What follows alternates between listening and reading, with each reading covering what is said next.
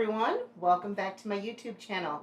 I'm Lori, and for this video I thought we would go over a topic that seems to maybe be glossed over a little bit when we're learning about sublimation, and that is how to clean and properly prep our different types of substrates. So we're going to need a few things when we talk about cleaning our items. The first is we will need a sticky lint roller. The second item is a velvet lint roller. And then we're going to need just some regular rubbing alcohol and a lint-free cloth. Now I tend to misplace these lint-free cloths quite often, so what I use is coffee filters, and I keep them all on what is called a receipt spike, and I leave that right by my workspace. So let's go ahead and go over our different types of items and how we go about cleaning them.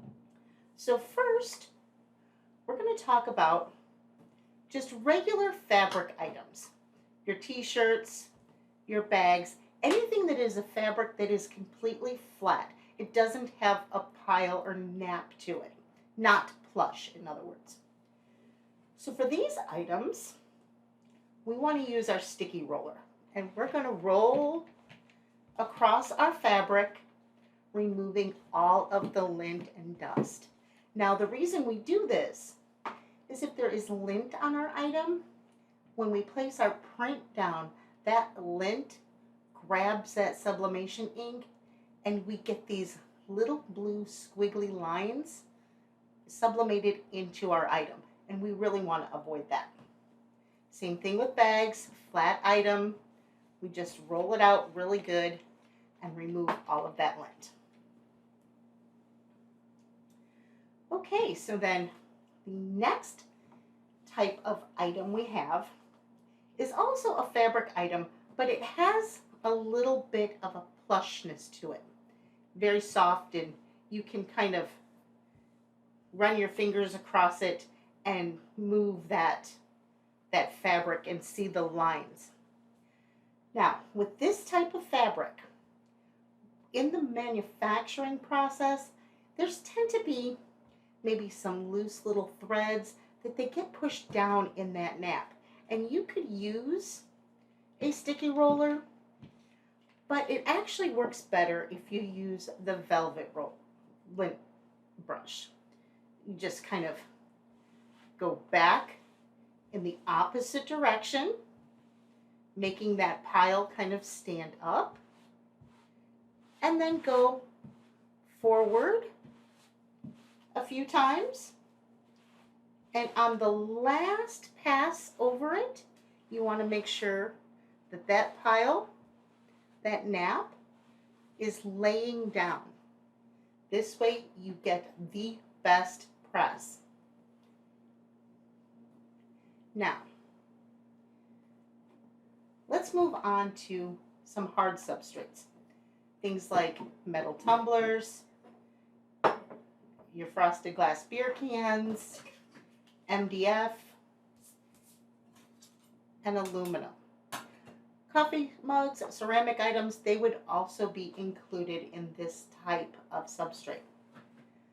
The biggest mistake I see so many times is people using the sticky roller on a hard item and they think they're cleaning it. While yes, we worry about lint and dust with these items too, we have a third thing that we need to be aware of, and that's our fingerprints. Our skin has oil. Even if you've just washed your hands, that oil is constantly replenishing, and when that gets on our item, it can cause issues. Now with fingerprints, you might not always realize that that is what's causing your problem when you have an issue after you've pressed it. Fingerprints mimic pressure issues or possibly a cold spot on your press. So you might be thinking something's wrong with your press or that you didn't get proper pressure, when in fact that spot was actually caused by oil from your skin. Using a sticky roller also it opens up the possibility that some of that sticky adhesive will adhere to your hard item. So with that, we're going to use just the regular isopropyl alcohol, rubbing alcohol, and I put mine in small spray bottles. I've knocked over the big bottle several times in my office, so this wound up being a better option for me. I'm going to take my coffee filter. Coffee filters are lint-free, disposable, and biodegradable. And we're just going to give it a liberal spray, take our coffee filter, wipe it off. That will remove all of the oil from our hands and the dust and debris. Now, another mistake I see people doing is just using the dry cloth. That will take the lint off and it will take the dust off, but all it does to fingerprints is smear them around and create a bigger spot where you could potentially have an issue. Now, with the frosted glass, you don't have to worry. The alcohol is not going to harm the frosted coating on this. Not at all. It will be fine. Also, when you have MDF items, now MDF is cut with a laser. It's literally burning the item to cut it out. If you're using a sticky roller, you're not going to get all of that dirt and soot that is left behind from the manufacturing process off of the item. So I don't know if you can see it on the air, but there is definitely some dirt on the coffee filter. So we want to make sure that we're removing everything. Okay, so now we have our fabric, our plush fabric, and our hard items. Let's talk about some items that are a little bit more tricky when it comes to cleaning them. First up, puzzles. Puzzles are a hard substrate. They have that nice coating on them, but they're also made of cardboard. The coating is only on the top, and if you were to spray it with alcohol, you run the risk of some of it seeping down in the pieces and then the cardboard absorbing it and expanding and distorting the pieces, and you wouldn't be able to press them back into shape. So for a puzzle, what we're going to do is we're going to take a clean coffee filter. We're going to spray the coffee filter just a little bit, and then we're going to gently over the top rub it, remove those fingerprints, and then carefully press our item. Now the next difficult item, it's not really difficult, it's just small and hard to handle. And that's those little aluminum inserts for things like jewelry. Now I have seen people use a Q-tip to try and clean off this surface. Well, Q-tips are not lint-free, and what you are potentially doing is getting these cotton fibers onto the item. So with these, once again, what we're going to do is we're going to spray our coffee filter,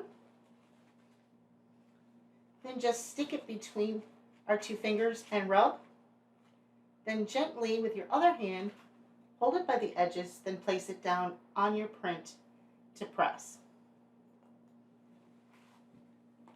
And our last item, that is anything with sequins. And these are very popular items right now. With sequin items, we have an additional step that we want to do before we clean the surface. When they come out of the bag, you want to be very careful not to disturb too many of the sequins because you want them to lay nicely. If you have some like I have here, and if you can see some of the silver side is showing, you want to sublimate on the white side. So you want to take and flip these over. I use my vinyl weeding tool or a pair of tweezers to do that to limit the amount of touching I'm doing. Once you have all of the sequins laying flat, now you might think, well, it's a bag, so that's fabric. No, sequins, they're a hard substrate. So we need to use alcohol to remove any fingerprints. So if we were to use the sticky roller, it wouldn't remove the fingerprints, and we run the risk of flipping those sequins that we just laid down nice and flat. So what we're going to do for this is we're going to use the velvet lint remover. Take our alcohol, spray that, and then very, very gently run it over the item,